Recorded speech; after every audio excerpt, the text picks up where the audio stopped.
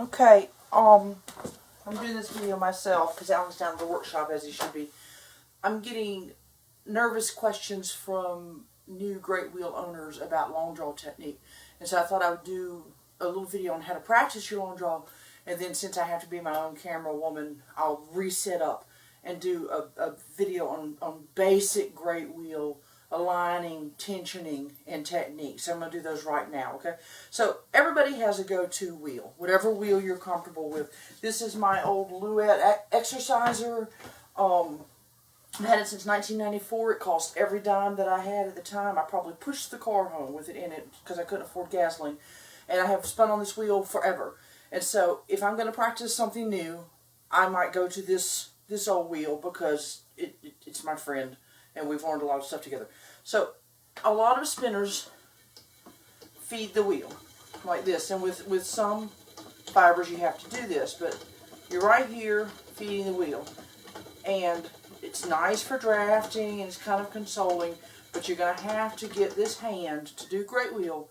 This hand is turning the wheel and sometimes working with the draft. But you've got to free up, okay? Plus you'll get faster if you stop just feeding the wheel.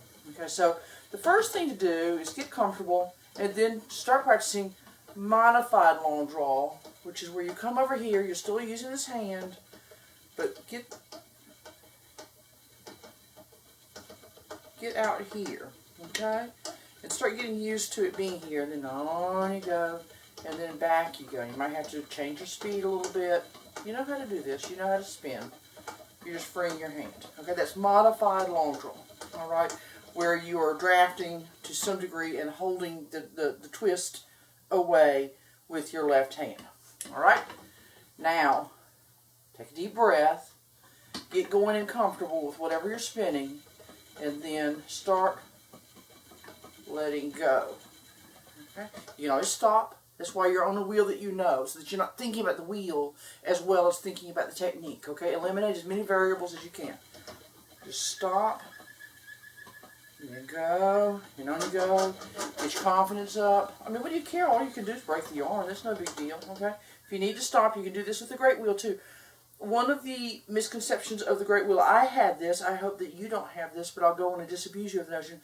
I thought, before I spun on a great wheel, that it went as fast as this wheel goes.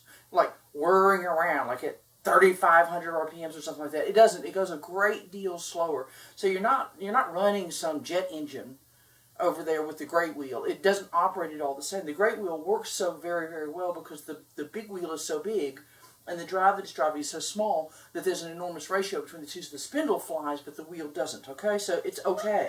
It's not going to be, you know, like a threshing fan over there. It's just working. So modified long draw.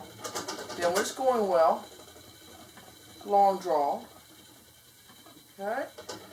Then I got a little bit of a chunk in there, so modified long draw. Not going well at all. Let's get, you know how it wraps up. Okay. So stop, and you can stop the great wheel too. And just keep practicing. So all you got to do is keep practicing. And that's it. Okay? Let me get the camera set up and I'll do the great wheel too. Well, I'll move out of your view. Hang on.